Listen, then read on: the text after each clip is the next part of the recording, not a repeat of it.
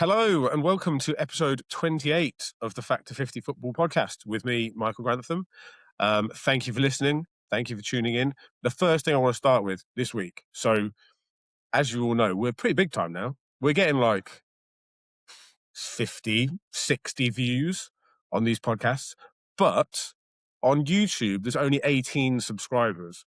So if you're like, there's a load of you who are listening to this and are not subscribing. So go to YouTube or whatever your listening platform is, hit subscribe or whatever the button is, and turn notifications on. So when we drop the episode every Wednesday, most Wednesdays, you'll get a notification and it'll come straight to your phone.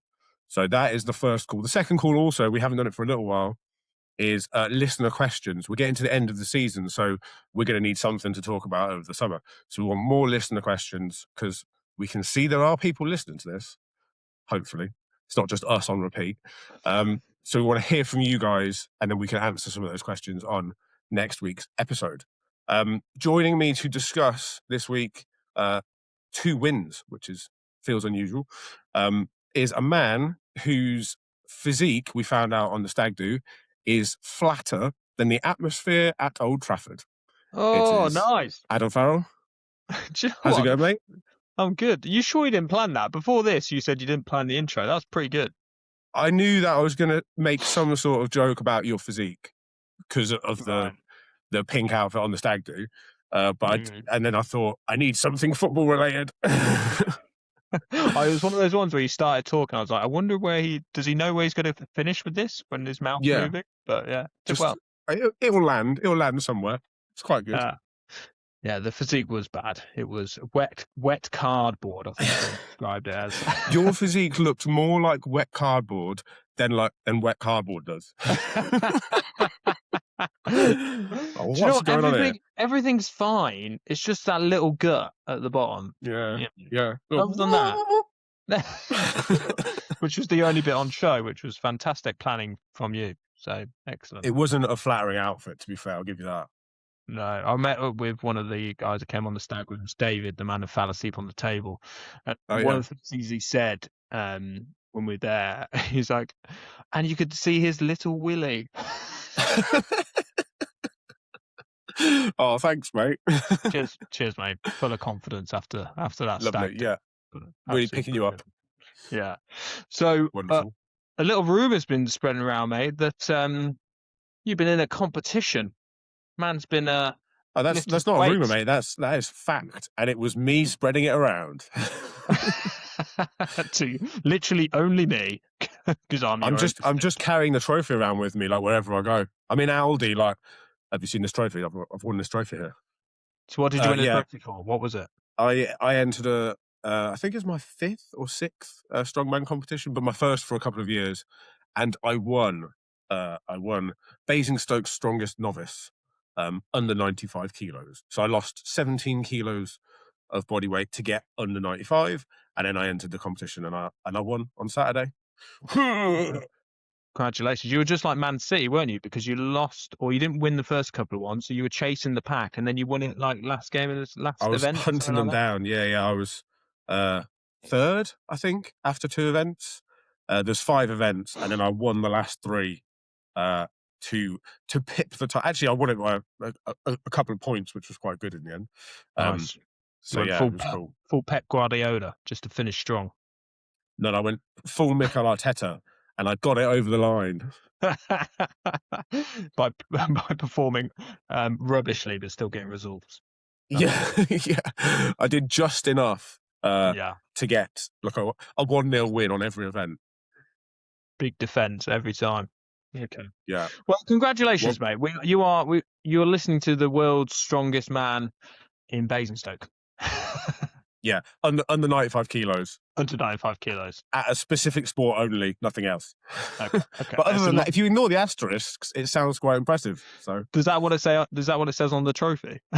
Yeah. There's like congratulations, winner, and then it's just like star. All the T's and the C's. You can just ignore that bit. It's fine. Nice. Well, congratulations, mate. Well done. Thank you, mate. What about you? What have you been up to? With my physique. You might need a year or two to get into shape. Yeah. Maybe. What have you been up to? Well, we had our pre-wedding photo shoot, me and Ali. So, nice. so we went out to the Forest of Dean and did a little photo shoot. It's really awkward, isn't it? Like you just stood there as a couple and they're like, right, don't worry about us. We're just here taking photos of you. And then I have to look Ali in the eye, which I haven't done in years. And you just end up just laughing, dude. But it was all right. It was nice. But I haven't seen the photos yet, so we'll see. We'll see what happens there. I'm seeing Coxie, our number one OG listener, this weekend. We're going out for some lunch, with him and Nat and the little baby Evelyn. So that'll be nice. Oh, that'll be cool. Nice. Yeah, that should be good. And the biggest piss take has been the groomsmen's chat. So for months, because I know how awful you lot are organising things, not me, that I've put in the date for this groomsman suit fitting that we're doing. Because we've got one shot of this because it's very close to the wedding. So we all need to be there. We all need to try on our suits. So every month, just putting a little reminder in there. And then last night, I put in the final reminder. And immediately, well, you said I'll turn up at 9 p.m. I thought it's too late. Jack went, I just need to check if I've booked the days off. You should have booked it off ages ago.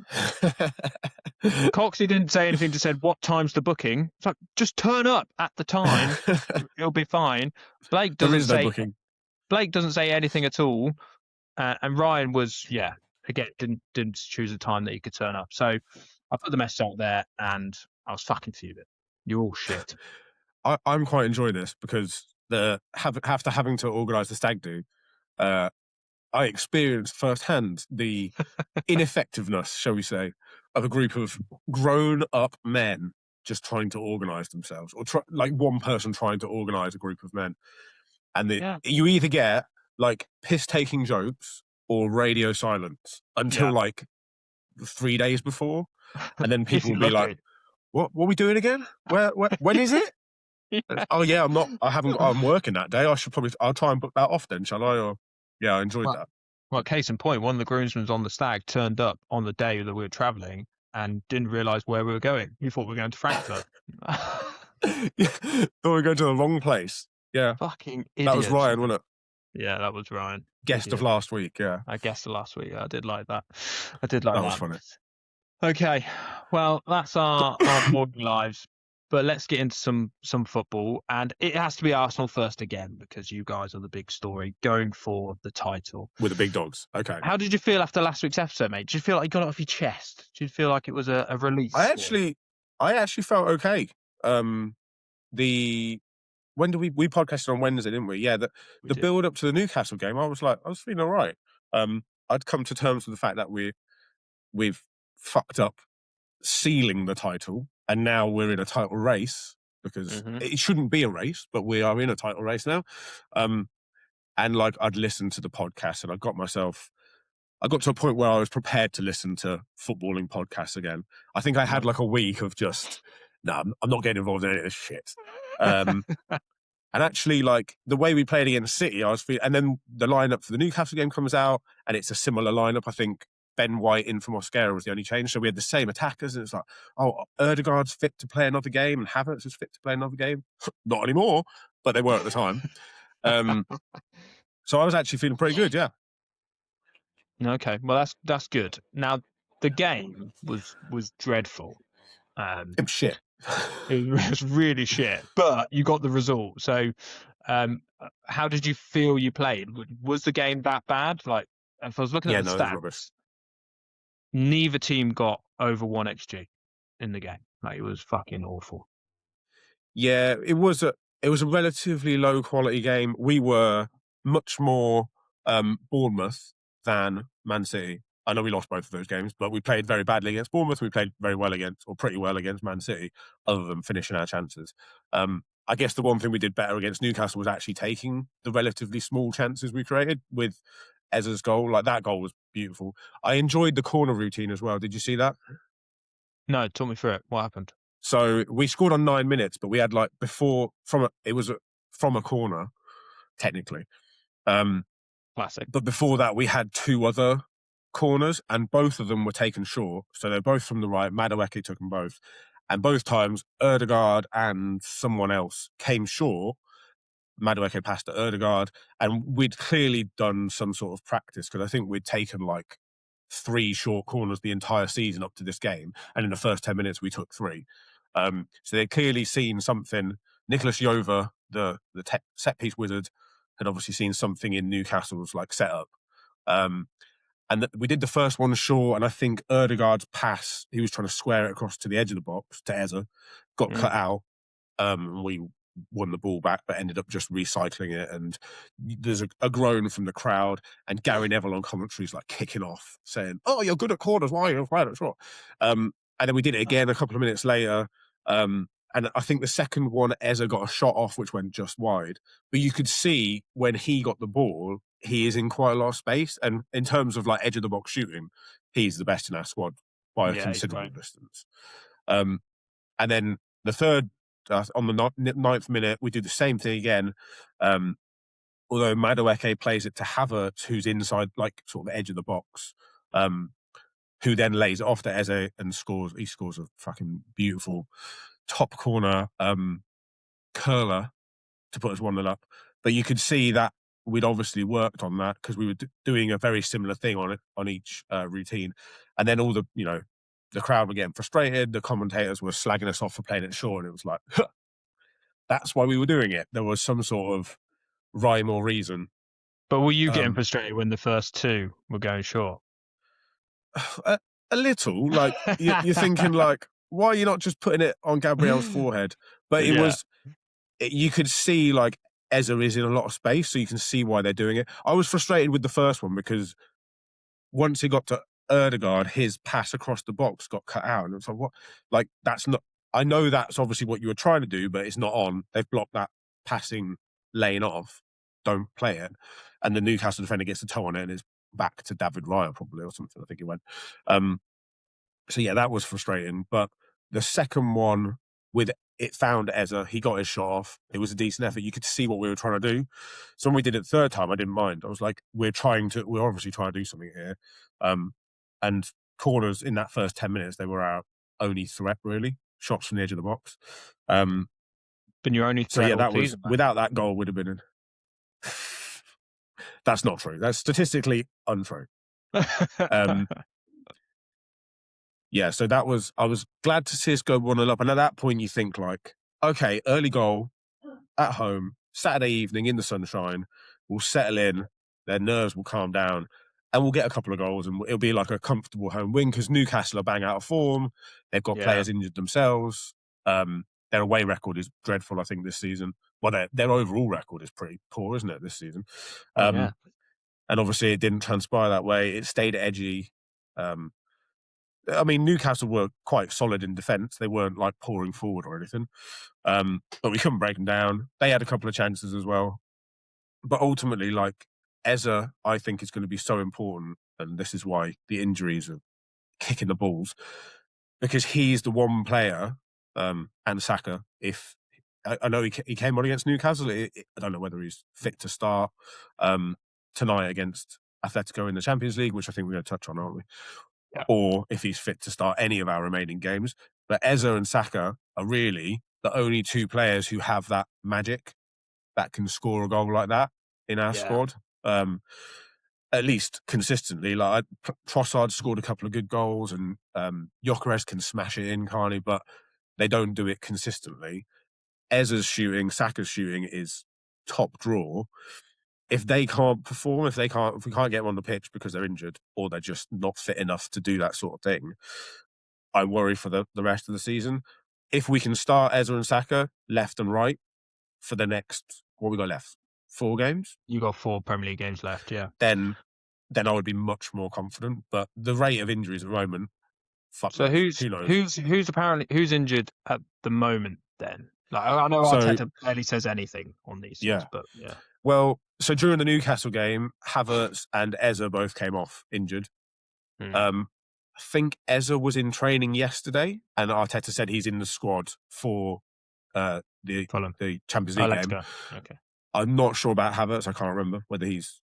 his looked worse. Like, Eze walked off the pitch. Havertz was kind of hobbling, and his kind of body language when he came off was very down.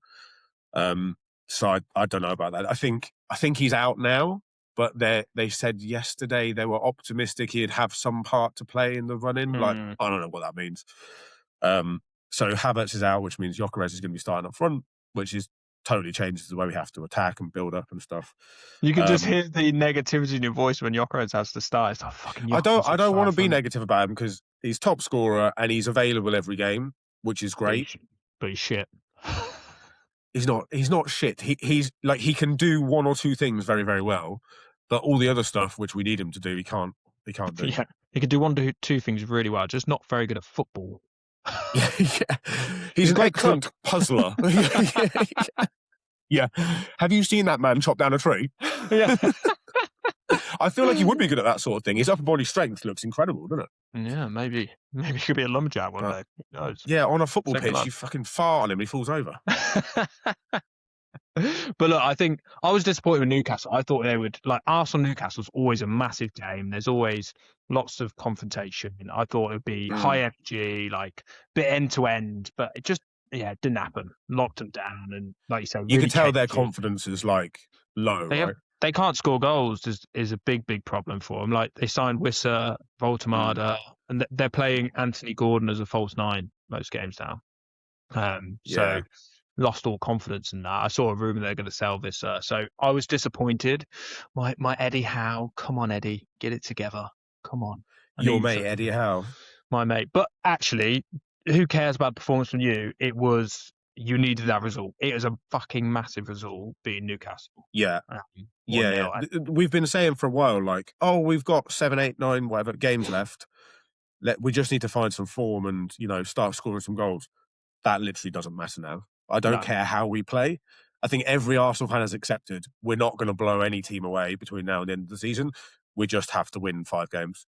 And if you offered us all 5 1-0 nervous, edgy wins, I'll bite your hand off for that now, because then it's like, it's over to City. If they win their games, then fine. But they've got a couple of hard fixtures, right? So. Yeah, really hard. I think you've got such a great opportunity. So obviously you've got Atletico Madrid tonight in Champions League, and then you play Fulham before Man City play again. So in theory, if you beat Fulham at home, you go 6 points clear, and you've got 3 games left to play. Obviously, I know City have got two games in hand then. But I think 6 points at the stage, even though they've got the games in hand, is massive. And then they go away to Everton, I think, the day after on Sunday. Yeah, that's thereafter. Are they Sunday, I think? Yeah. Yeah. Which I think is huge. Like, if you put that 6 point pressure on them, it's going to feel like a big gap. Yeah, that's it's almost like a chance to reinstate the lead, obviously without actually having a lead, because they've got the games to play. But yeah, the scoreboard pressure, if you like, that it puts on them to then have to go away at Everton and win. What's their next game? Can't remember what the next one is. But the next 2, I think they play those 2 before our next game. So it will be level again if they win their games. But it kind of means they have to go and win. And away at someone like Everton, who are chasing Europe, like that's not an easy job. So the focus has got to be, obviously we've got the Champions League semi-final, which you can't just ignore. But then we have to beat Fulham at home.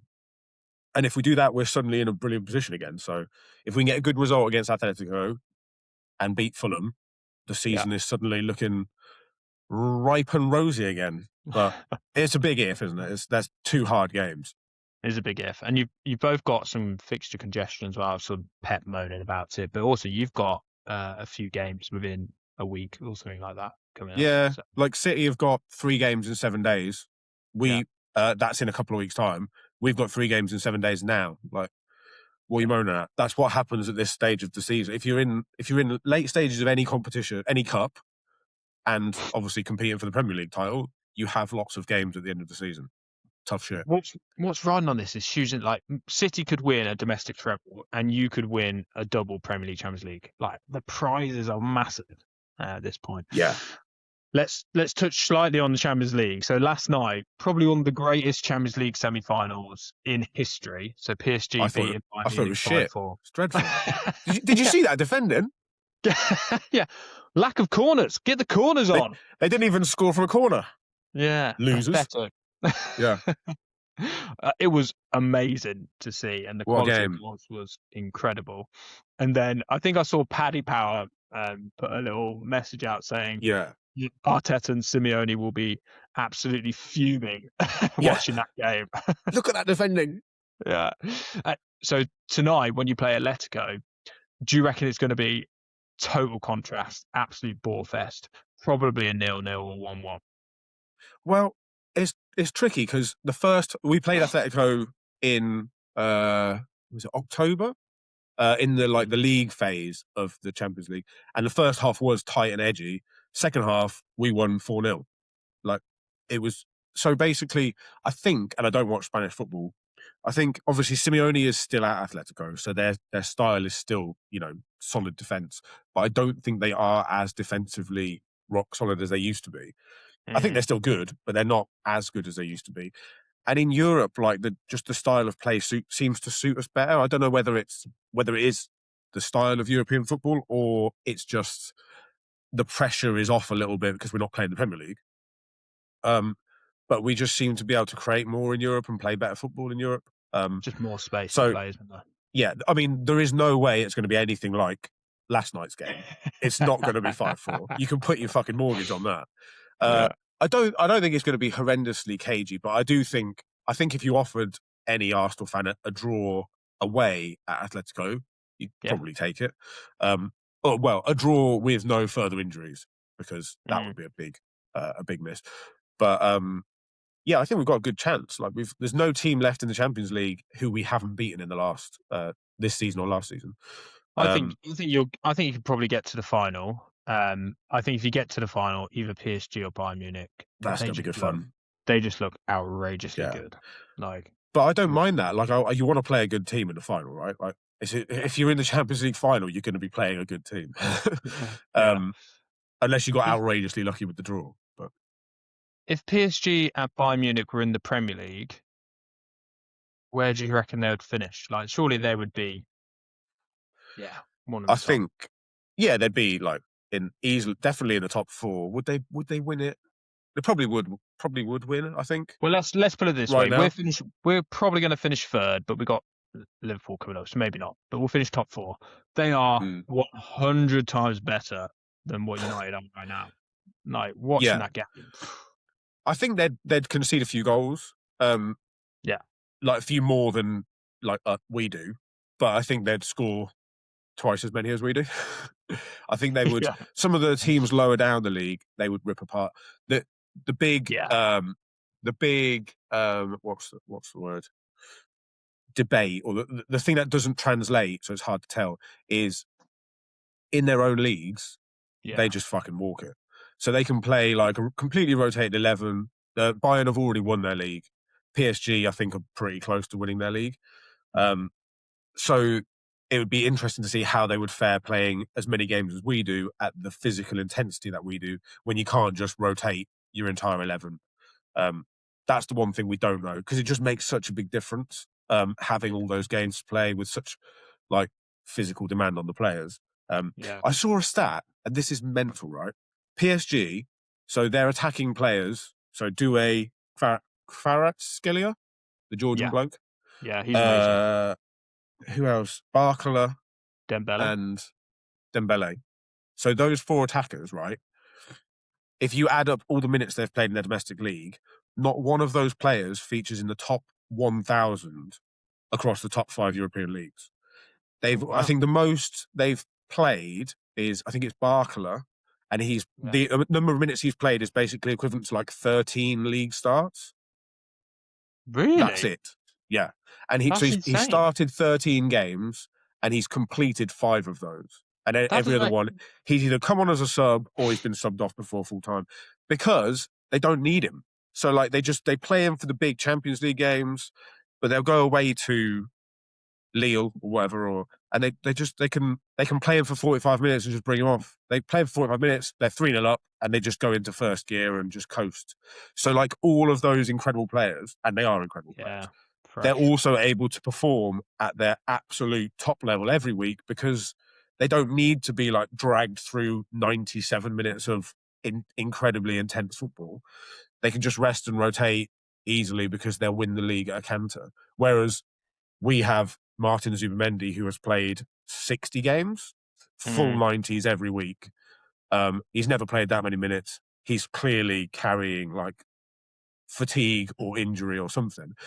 So it's really hard to tell how they would get on in the Premier League, but I'd love to see it. I'd love to see them forced to play that way.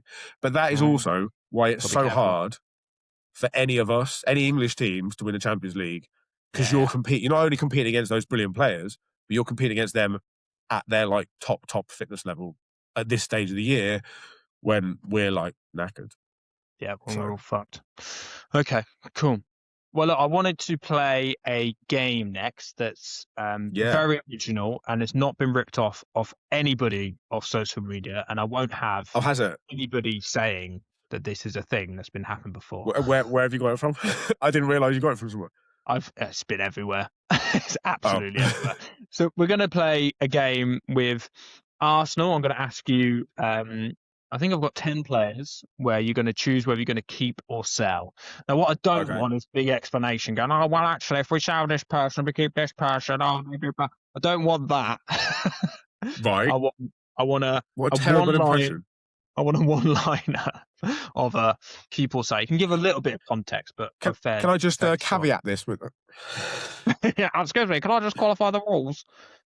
You've got no. Anyway. I did want to say a caveat, but I won't. I'll just give you a yes or no. I know you would, hence why I put the disclaimer at the beginning. Okay. Right, so let's play keep or sell. Keep or sell. That was quite good off the cuff. That was quite good. Okay, nice. Right, number 1. Keep or sell, Victor Gyökeres. Sell. Odegaard. There's caveats to that, but I'll just go with sell. Move on! It depends on the market. We've got to the first one and we're already pausing. Odegaard. Keep. Madueke. Keep. Oh, I was surprised by that one. Jesus. Sell. Wanyeri. Keep. Absolutely keep. Martinelli. Sell. Ooh. Lewis Skelly. Keep. 100% keep. Marino. Keep. Trossard. Sell. And Havertz.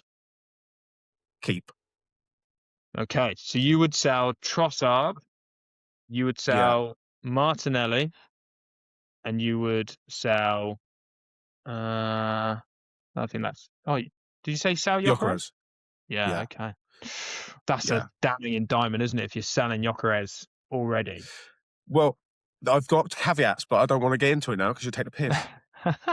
Go on, give me a little bit. Give me a little bit of context.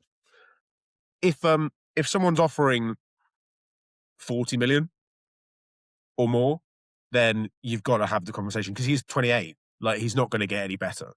Whereas players like Nwaneri and Lewis Skelly, if you're selling them at 19, 20 years old, they've got so much developing to do. They've not been given enough of a chance. So selling them, I know they've got probably more value, but why would you sell them when they could be? And they've played really well for us. Like, when they're playing regularly, they've shown they are excellent Premier League players already at the age of 18, 19 last season. It'd be mad to sell them. Whereas Gyökeres, I think he is what he is. That's not going to change. And Arteta just doesn't play with that type of striker.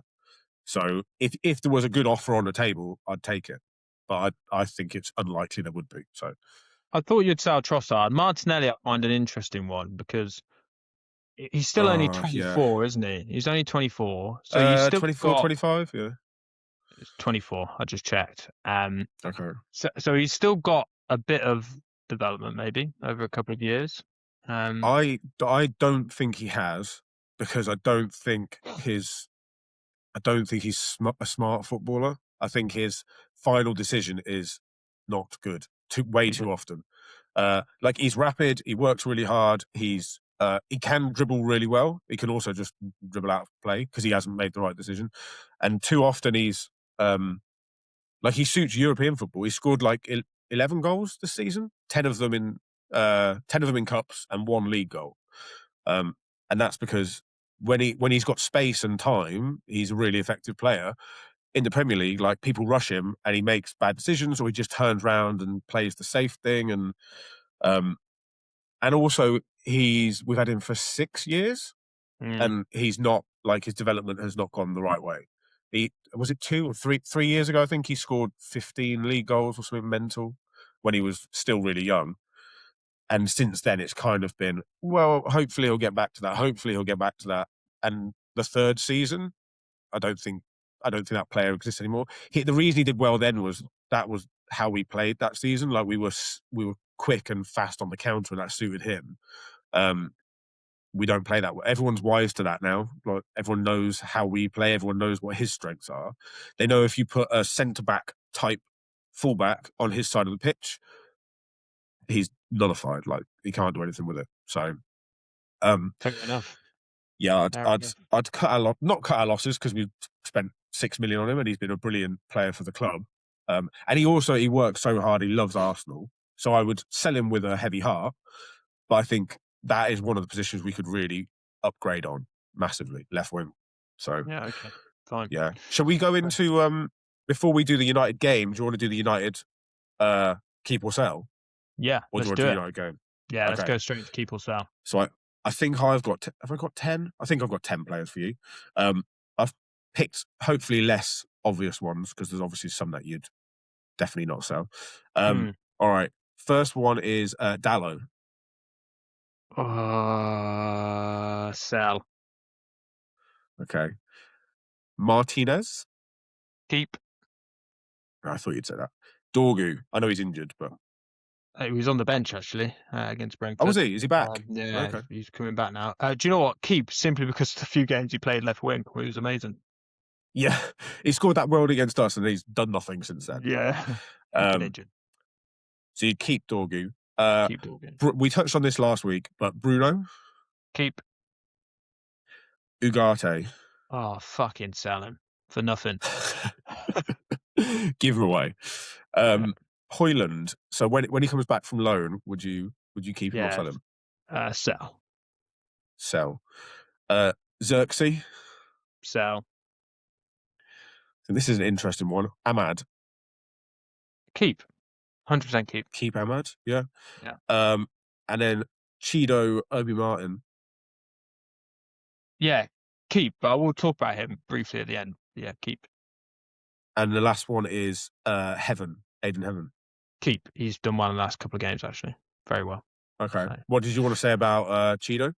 So he came in, obviously, from you guys, and with this big reputation, and he hasn't played at all this season in the Premier League. With Ruben Amorim last season, he got 8 appearances. But I feel like he's just been absolutely ridiculed for it. Like, he's still like a super young guy. I think it was Ruben Amorim that said that he can't even start for the under-21s. Like, why would you come out and say that? Like, pathetic. It's weird. Yeah, really. He was basically, Amorim slammed a couple of our younger players because they got asked the question, why aren't you bringing in some younger players? It's like, well, he can't even start for under-21, so he's not going to start for the first team, is what he said. And I think that's good man management. Yeah, exactly. So yeah, definitely keep it. Like, he's got big potential. We've actually got a lot of youngsters in the minute with a lot of big potential. So yeah, definitely keep it for sure. Okay, so you'd sell Dallo, Ugarte, and Xerxes. Was that? And Højlund. Yeah. I think Højlund is kind of done anyway. Yeah, Dallo's the only tough one there. Like, because he's, again, similar to Martinez, like, loves United, puts in a shift, like, Itali's passionate, and some games he looks on it, and other games he's just way off it defensively. Yeah. So, it's just that inconsistency, I think. I want to ask you about Martinez as well. The reason I put him in there, I do think he's a very good defender, but would you keep him with his injury record? You're not bothered by his injuries? Yeah, I think we are, but I think actually we've got a good amount of bodies in centre back. So it's actually been reported very recently that we're not in the market for centre back, and we're going to keep the centre backs as they are for next year. Yeah, so we're going to, because we've got De Ligt, we've got Heaven, we've got Maguire, Martinez. You've got Shaw who can play in there as well. Mazraoui can play centre back. Yeah, Mazraoui can play centre back. So we've got the bodies. to do it, and Lenny Yoro as well. So oh yeah, of course, yeah. we've got plenty of central defenders. We don't need any more. We've obviously got two who are just always butchered with De Ligt and Martinez, but that's what I was thinking. It does, because it seems like you play a lot of different centre backs, and when you're playing every 3 days, if you've got injury prone players, that's going to get, like, next season they're going to, if they're injured playing once a week, how are they going to get on playing every 3 days? But I love Martinez and I love De Ligt. I want to keep them because I think when they're on the pitch, they're very good. So yeah, I think De Ligt, before he got injured, was in pretty good form, wasn't he? I quite liked him. He was. Okay, let's. Should we get into the Brentford game? Yeah, let's do Brentford. Give us the lowdown on the 2-1 win. What was the thought on the game? So I think the thought is, again, that we probably didn't play that well. Like, Brentford had a lot of chances. We had to rely a lot on Lemons. Like, he did amazing. Like, him compared to Onana, the upgrade is insane. I remember when we saw him on this podcast, we were talking about him, and he's like, he hasn't done that much.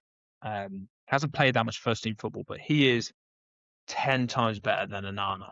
Like, unreal. So another performance from him. Some great saves. I think if you're going to be a top side, you need a top goalkeeper just to keep you in the game sometimes. And he's absolutely doing that. If we had Onana in some of these games that Carrick's been managing, we would have lost a lot more than them as well. So he was excellent. Kobbie Mainoo was, he was so good in this game. I love him. He was amazing. He had a good run, didn't he? Did you see early on? It was insane. Like, took on so many different players, squared it to Ahmad. Ahmad had a poor game, unfortunately, and Ahmad obviously tried to put it in the corner, but it was right in front of the defender. If that goal had been finished off, we'd been talking about that as one of the goals of the season, like 100%. So Mainoo was excellent. Bruno was very good as well. Obviously, his pass to Sesko was good. They did a bit on it with Jamie Carragher, where he was really intelligent because he was running, and he probably should have paid it earlier. If you're looking at it in real time, you think, play it into Mbumo or Sesko earlier, but he waited for the defender to step out, which then left Sesko free. So then immediately passed it to Sesko, and Sesko was very calm, took a touch, and then finished it very, very well. So I was pleased for Sesko as well. And Sesko's actually got 10 Premier League goals this year. So I think for somebody who's not been starting games and has been much more of an impact sub, and his first season in the Premier League, I think it's not bad. I think there's a base there where you can build off, and he's young enough to still develop, where he could then turn into a 15, 20 goal a season striker off the back of that. So that was good. While we're on the topic of Sesko, I just wanted to ask, in a word, hit or miss the signing? Yeah. Oh yeah. Just no caveats, mate. No caveats. Just about a hit. Just about. Good. You're leaning towards hit. Okay. Leaning towards hit. I actually think he's been pretty good. Yeah. And my unpopular opinion amongst Arsenal fans would be we should have signed him, not Gyökeres.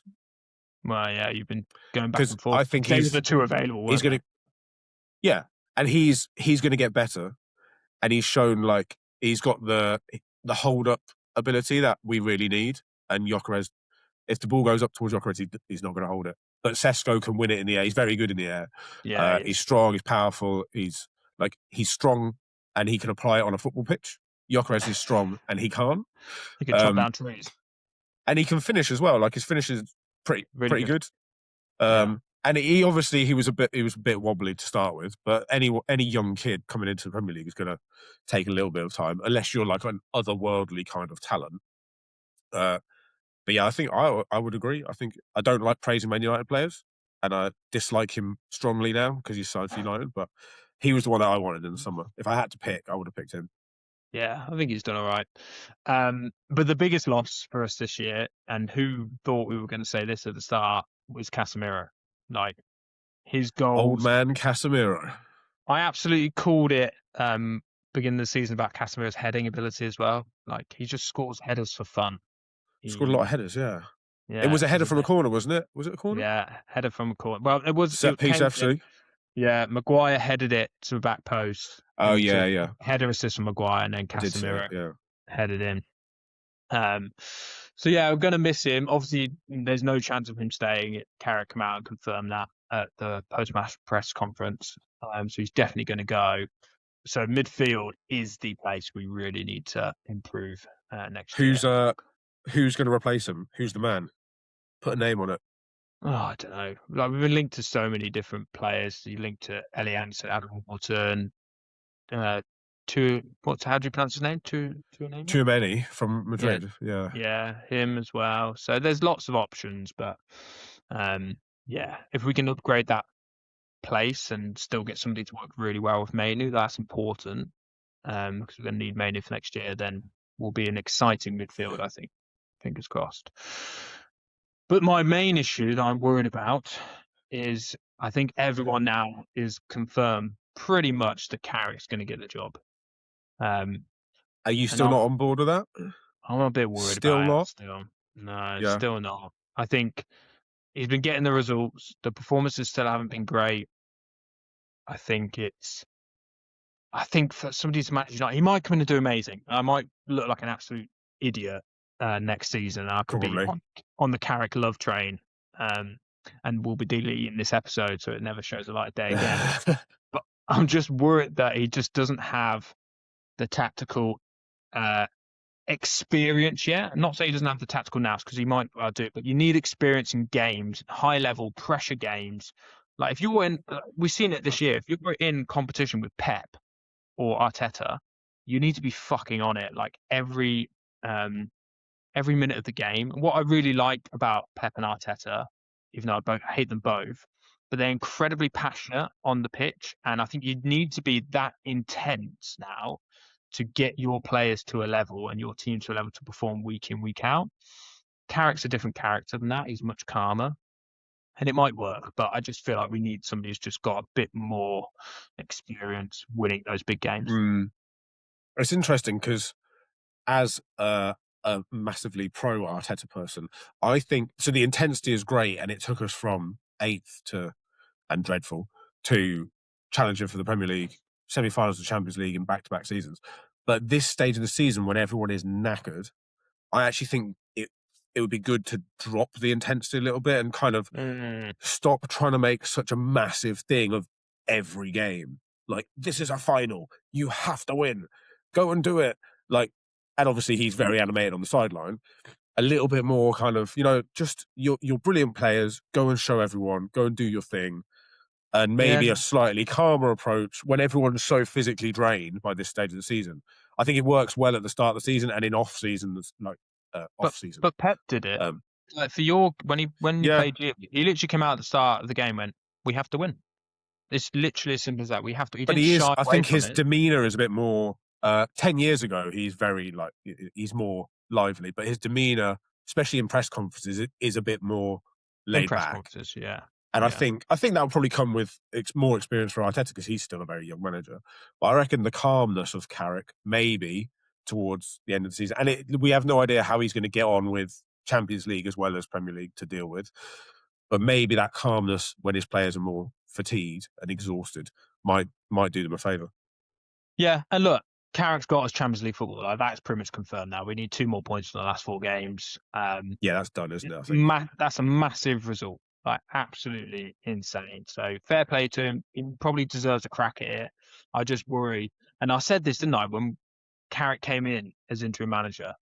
They're going to hope it goes well, but not too well. And it's gone too well. And now they're going to be... It has gone quite well. Yeah. In a position where they need to give him the job. It's basically where they are.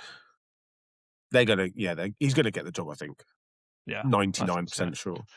I think so. The last thing I wanted to ask you, I think, before we go on and do our fabled predictions, Bruno has been spoken about quite a lot now as player of the season. Do you think he should get it? Before I answer, I'm just trying to think of who else could get it, just in case.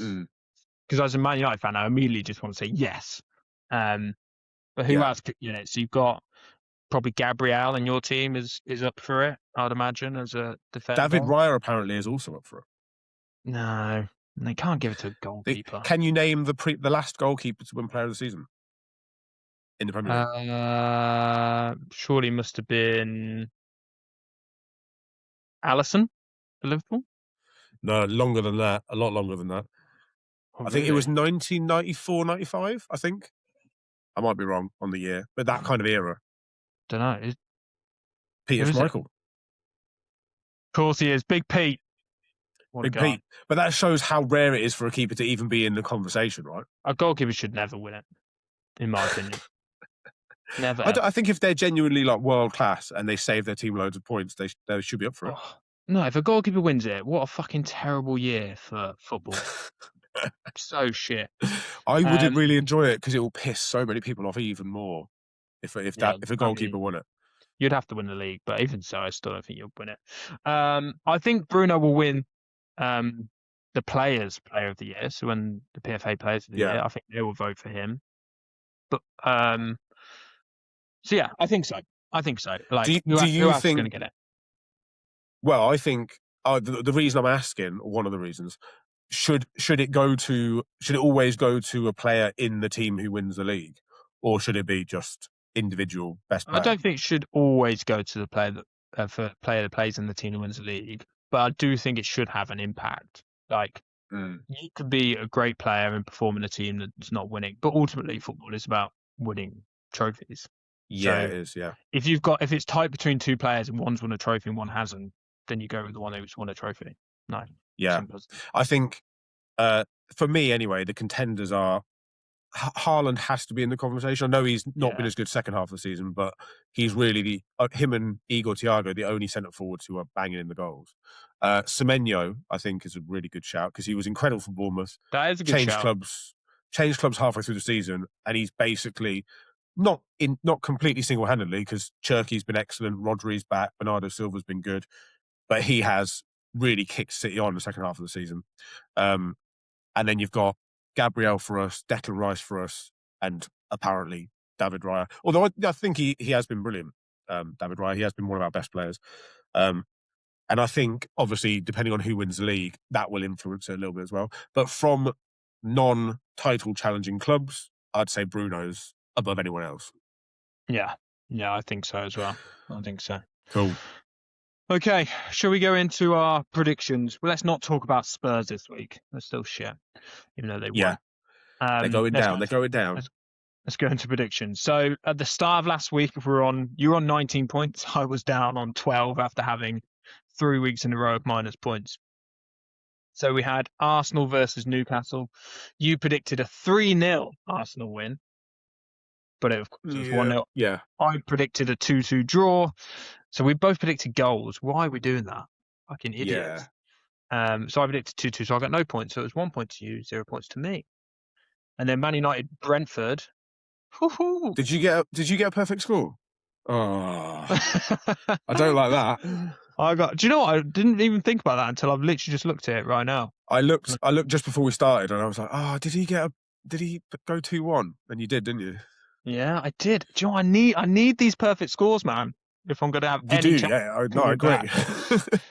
So you predicted 1-1, I predicted 2-1. So I get a perfect score, 3 points. You get no points. So that leaves you on 20 points, and it leaves me on 15. So still a gap. But it's closed a little. Yeah, that's a big result for you. Oh, that is a huge result. Absolutely massive. Okay, so let's go into this weekend's Premier League fixtures. So first game is Arsenal-Fulham, the later 5:30 kickoff. I think I went first last week, didn't I? Yeah, you did. Okay, fine. So I'm going to go Arsenal, Fulham. I mean, I always want to predict you to lose, but because I just want you to lose. I think you'll win. I mean, I need perfect scores here. I'm going to go, because you're at home, you're going to win. So I'm going to go for a 2-0 Arsenal. 2-0.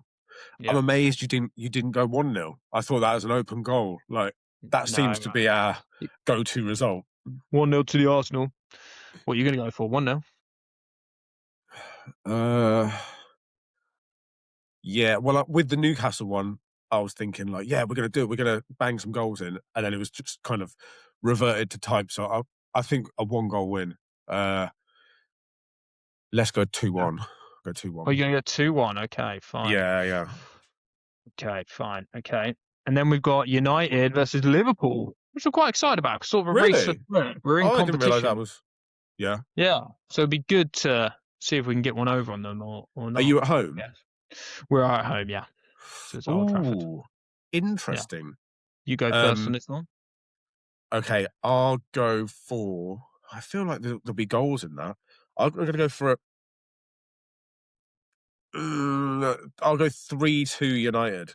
Woo! We've gone I for was a big one. thinking 2-2, but I'll go 3-2. Okay. Head over heart here, Adam. Mate, I think the one thing that predictions have taught us, especially, well, both of our predictions, don't bother overthinking it too much. Yeah, that is true. Because it doesn't help. I'll go for a 1-1 draw. 1-1. Okay. 1-1 draw is what I'll go for. Excellent. Well, there we are. That is another episode of the Factor 50 Football Podcast finished. We're on the business end of the season. We've only got a few weeks left of podcasting before we are into the World Cup. I'm sure we'll do some coverage of that. So if you want all that great content between now and the end of the season and in the off season, as Mike said at the start, please like, subscribe, ring the bell. Get subscribed. Also on social media, make sure you follow us at Factor 50 Football for all of our incredible content that we put on there as well. Yeah. And finally, listener questions, please, for next week. We will answer your questions. Yes. More so questions. Please send it through. Please send them Send through. them in. Until then, bye-bye. Bye.